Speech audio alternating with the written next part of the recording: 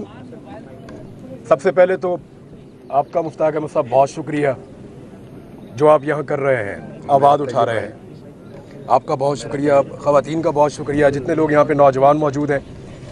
पहले तो इमरान साहब और रुमान साहब का जो इंसिडेंट हुआ यहाँ पे रात गए चंद दिन पहले, उस पर मैं अफसोस का इजहार करूँगा आप सबसे। इंतहाई अफसोसनाक वाक़या, 2 इंसानों की जान गई है, एक ICU में अभी मौजूद है। ये बदकिस्मती है। और जिस तरह का उसके बाद पुलिस का रवैया था, यानी जो काम करने वाला है वहाँ पे उनका रवैया किसी और तरह का है, और जिस जगह पे कुछ नहीं करना वहाँ पे ये सैकड़ों की तादाद में भी पहुँच जाते हैं। एक अजीब रवैया है रियासत का और रियासती इदारों का अपने शहरियों को लेकर। नॉर्मली होता ये है कि जो रियासत के शहरी होते हैं ना, वो डिसाइड करते हैं कि रियासत का मूड क्या होगा। या उल्टा काम हो रहा है, शहरी इस तरफ चल रहे हैं, रियासत इस तरफ चल रही है, और ये लगातार हो रहा है। हम इसको पहली दफा नहीं देख रहे, बड़े लंबे अरसे से देख रहे हैं, लेकिन अब ये चीजें अपने एक्सट्रीम पे चली गई हैं। गजा के हवाले से, फलस्तीन के हवाले से, फलस्तीनियों की जिंदगियों के हवाले से, उनके बुनियादी हुकूक के हवाले से, उनके बच्चों के जीने के हक के हवाले से। मैं छोटा सा था जब से मैं आवाज सुन रहा हूं, लगभग 40 साल हो गए सुनते हुए, और हमेशा पाकिस्तान की रियासत ने सपोर्ट किया था।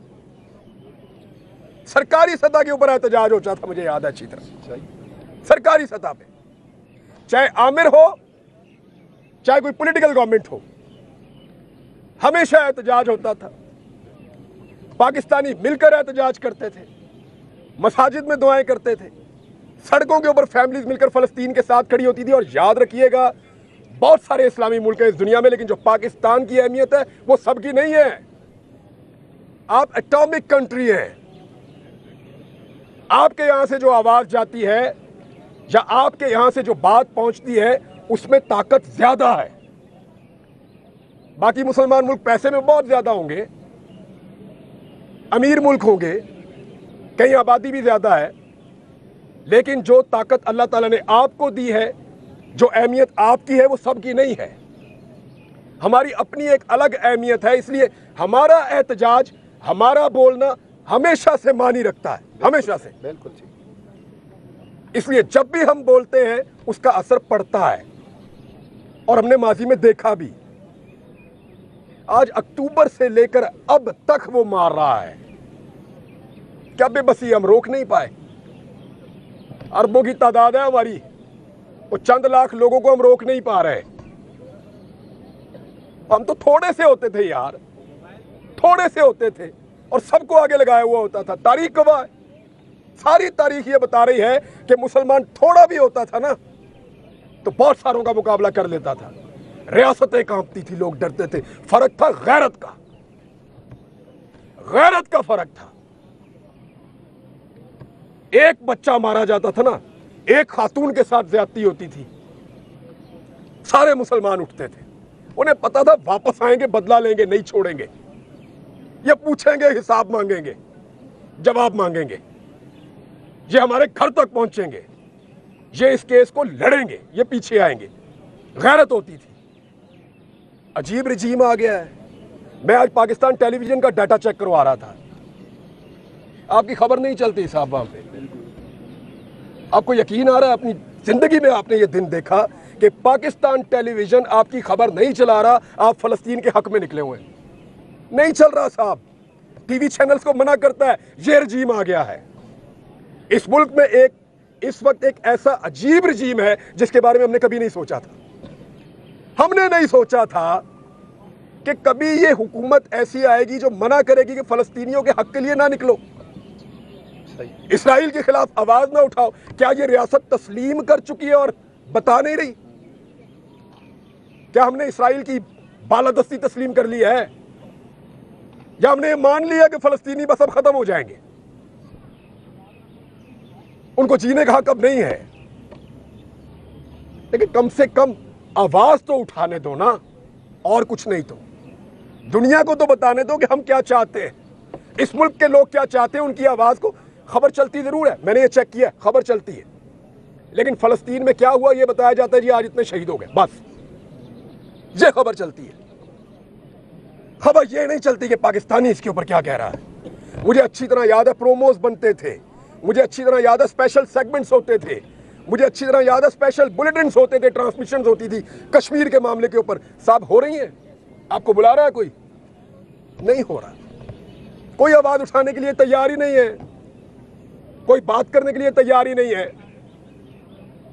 अभी जब ये कल मैं खबर पढ़ रहा था ना, दिल को अच्छा लग रहा था कि नॉर्वे ने, स्पेन ने, आयरलैंड ने फलस्तीन को तस्लीम किया, लेकिन साथ ही मेरे ख्वाब टूट गए जब मैंने मुशाहिद हुसैन सैयद को सुना कि पाकिस्तान की मिलिट्री हाई कमान वो क्या कर रही थी कि हम इसराइल को तस्लीम कर देंगे। मैं नहीं कह रहा, मुशाहिद हुसैन सैयद कह रहे हैं। पावर कॉरिडोर में उनके बड़े ताल्लुकात हैं, एक्सेप्टेबिलिटी बहुत है, वो कह रहे हैं। अलामा राजा नासिर बाज साहब ने कहा है, उन्होंने कहा जनरल बाजवा ने हमें कहा एनडीयू में इसराइल के सफारतखाने के हवाले से, एक तरफ हम ये खबर पढ़ रहे हैं कि वो गोरे गैर मुस्लिम वो फलस्तीन को तस्लीम कर रहे हैं, साथ ही दूसरी खबर हम ये पढ़ रहे हैं कि यहां पाकिस्तान के अंदर जो करता धरता और ताकतवर लोग हैं वो इसराइल को तस्लीम करने की बात कर रहे हैं। दिल ही टूट गया, तकलीफ हुई है। 70 साल हमें यह बताया गया कि फलस्तीन को और कश्मीर को आजादी लेकर देनी है। हमने जब नई बंदूक खरीदी ये सोचकर खरीदी, मैं अपने बाप दादा से आपको बता रहा हूं, जब नई बंदूक खरीदी ये सोचकर खरीदी कि कभी वक्त आया ना तो कश्मीर और फलस्तीन इसके हक के लिए ये इस्तेमाल हो जाए तो अल्लाह हमसे राजी हो जाएगा। हमेशा ये सोचा, लेकिन आज रियासत की क्या पॉलिसी है किसी को समझ आ रही है? मुंह से कहते हैं हम फलस्तीन के साथ खड़े हैं, और जो फलस्तीन के साथ खड़ा है उसको गाड़ी के नीचे भी देते हैं, डंडे से भी मारते हैं, उसको गिरफ्तार भी करते हैं, उसका स्पीकर भी उठा कर ले जाते हैं, ज्यादती कर रहे हैं। लेकिन ये सारी चीजें तारीख में लिखी जा रही हैं। ऐसा नहीं है कि इनसे जान छूट जाएगी, ये सब रिकॉर्ड का हिस्सा है कि कौन आया, किसने क्या कहा और उसके दौर में क्या हुआ। कल हम किसी को मंजन नहीं बेचने देंगे, साहब गवाह रहिएगा। कल आकर कोई अगर मंजन बेचेगा और वो कहेगा कि मैंने ये किया था और वो किया था, तो उसकी बात नहीं मानेंगे। अब इसको रिकॉर्ड पे रखें। आज इस रिजीम ने फलस्तीन के कॉज को पाकिस्तान के अंदर मैक्सिमम डैमेज कर दिया है, मैक्सिमम। इतना पहले कभी नहीं हुआ था। और अगर आज ये कॉज कहीं पे नजर आ रहा है ना, तो ये सिर्फ आपके साथ मुश्ताक अहमद साहब खड़े। मुझे यहां से ठंडी हवा आ रही है सिर्फ डी चौक से, या कहीं पे जुम्मे वाले दिन दुआ हो जाती है, या कुछ लोग इकट्ठे हो जाते हैं, कोई बात कर लेता है इसके ऊपर। अदरवाइज मुझे जो मैं गेस कर रहा हूं, जो मैं स्मेल कर रहा हूं, या जो चीजें समझ आ रही हैं वो ये आ रही है कि शायद हमारी रियासत मसला फलस्तीन के ऊपर कुछ डिसाइड कर चुकी है जो अभी हमें नहीं पता, ऐसा लगता है। और वो लोग जो पावर कॉरिडोर्स में उठते बैठते हैं वो अब वक्तन फवक्तन इस किस्म के स्टेटमेंट्स देना शुरू हो गए हैं। क्या पाकिस्तान के लोग जो हैं वो इसको तस्लीम करेंगे? बॉल तो फिर पब्लिक के कोर्ट में आ गया ना। डिसाइड तो पाकिस्तान के लोगों ने करना है। बंद कमरों का फैसला जो है वो मुसल्लत तो हो सकता है, लेकिन उसकी कबूलियत और मकबूलियत होगी या नहीं होगी वो हमने 8 फरवरी को भी देख लिया था। डिसीजन तो पब्लिक का होगा फाइनली। तो रियासत को होश के नाखून लेने चाहिए। एक चीज में नहीं, 1 दर्जन चीजें हैं, लेकिन यहां मैं सिर्फ फलस्तीन की बात करूंगा। 1 दर्जन चीजें हैं जिन पर रियासत को होश के नाखून लेने चाहिए। और फलस्तीन पर खसूसी तौर पर ये पाकिस्तान के अवाम की घुट्टी में है ये मसला। मेरा छोटा सा बेटा 4 साल का, वो रास्ते में कह रहा था देखो ये वो वाली बोतल पी रहा है, ये तो वो उधर से आती है, बाबा इसको मना करें, घुट्टी में है।